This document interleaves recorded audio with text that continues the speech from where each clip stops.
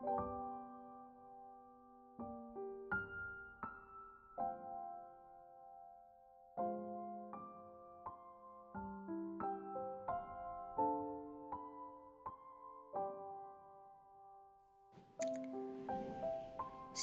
umat yang dikasihi Tuhan.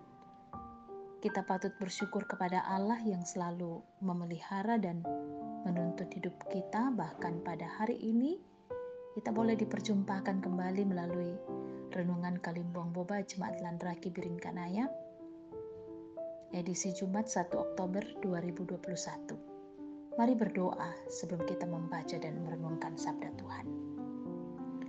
Ya Allah, kami haus akan firman-Mu. Roh Kudus-Mu kiranya menolong kami agar kami menjadi pelaku-pelaku firman yang berkenan di hadapan-Mu. Berbicaralah ya Tuhan, kami siap mendengarkan. Di dalam Kristus Yesus kami berdoa. Amin. Firman Tuhan dari Roma pasal 8 ayat 1-4 berbunyi demikian. Demikianlah sekarang tidak ada penghukuman bagi mereka yang ada di dalam Kristus Yesus.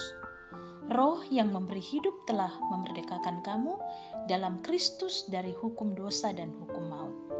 Sebab apa yang tidak mungkin dilakukan hukum Taurat karena tak berdaya oleh daging, telah dilakukan oleh Allah dengan jalan mengutus anaknya sendiri dalam daging, yang serupa dengan daging yang dikuasai dosa.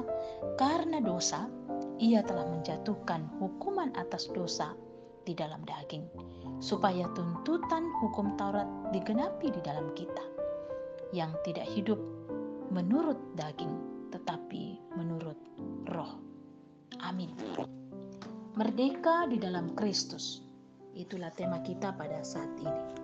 Bapak, Ibu, saudara-saudara kekasih Tuhan, hidup di dalam penjajahan adalah suatu hal yang sangat menyiksa dan mengakibatkan penderitaan. Karena ketika kita dijajah, kita tidak mempunyai kebebasan. Sehingga satu hal yang sangat kita butuhkan adalah kemerdekaan atau kebebasan. Seperti halnya ketika bangsa Indonesia dijajah oleh Belanda, selama kurang lebih 350 tahun, bangsa Indonesia sangat merasakan penderitaan sehingga ingin bebas. Demikian pun halnya ketika kita ada di dalam belenggu dosa dan kematian. Kita tidak berdaya dan tidak mampu melepaskan diri kita sendiri. Namun kita patut bersyukur karena kasih Allah telah memerdekakan kita dari belenggu dosa dan kematian tersebut. Di dalam dan melalui pengorbanan Yesus Kristus.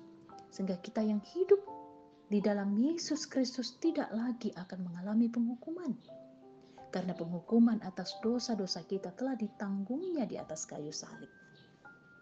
Orang-orang yang sungguh menaruh iman dan pengharapannya kepada Yesus Kristus telah dibenarkan dan dimerdekakan bukan lagi sebagai orang-orang hukuman. Kita yang percaya kepada Yesus Kristus kini mempunyai status baru, yakni disebut sebagai anak-anak Allah. Sebagai orang-orang yang punya status sebagai anak-anak Allah, dan sebagai orang yang telah dimerdekakan, maka kita harus tetap hidup sesuai dengan kuasa kehidupan yang Roh Kudus telah nyatakan dalam hidup kita.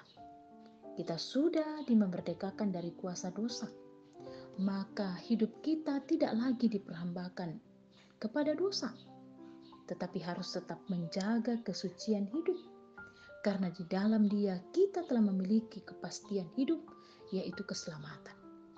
Terpujilah Kristus yang telah memerdekakan kita. Amin. Mari kita berdoa. Terima kasih untuk firman-Mu pada hari ini Tuhan, yang mengingatkan kami bahwa kami ini adalah orang yang telah dimerdekakan di dalam Kristus. Kami yang percaya kepadamu adalah orang-orang yang memiliki identitas yang baru, status yang baru sebagai anak-anak Allah. Kami telah dimerdekakan dari belenggu dosa. Karena itu seharusnya kami terus menghidupi panggilan kami untuk tetap hidup dalam kebenaran, dalam kekudusan, sehingga kami tidak lagi diperhambakan kepada dosa, tetapi kami menjalani hidup ini berdasarkan firman kebenaran Allah. Kami memiliki kepastian kehidupan karena Allah sendiri telah mengubahkan kami, mengampuni dosa kami, dan seharusnya lewat tingkah laku kami mempersaksikan akan identitas kami yang baru itu.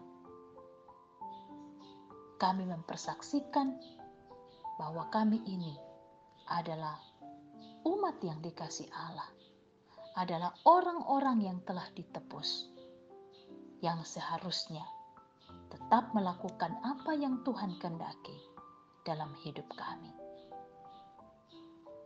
Kami berdoa Tuhan untuk seluruh sidang jemaat-Mu dalam menjalani kehidupan mereka. Ajar kami untuk terus beriman kepada Tuhan dan melakukan kehendak-Mu, perintah Tuhan dalam hidup kami. Walau berbagai tantangan dan kehidupan kami hadapi, tetapi kami yakin bahwa Allah selalu bersama kami. Karena itu tidak ada alasan untuk tidak mengucap syukur kepada Allah, untuk tidak melakukan kehendak-Mu. Tetapi kami akan semakin bersemangat menjalani hidup ini dan semakin mempersaksikan kasih dan kuasa-Mu dalam kehidupan kami. Terima kasih Tuhan. Amin. Demikian renungan Kalimbong Boba pada hari ini. Tuhan Yesus memberkati kita. Salam sehat dan selamat beraktivitas pada hari ini.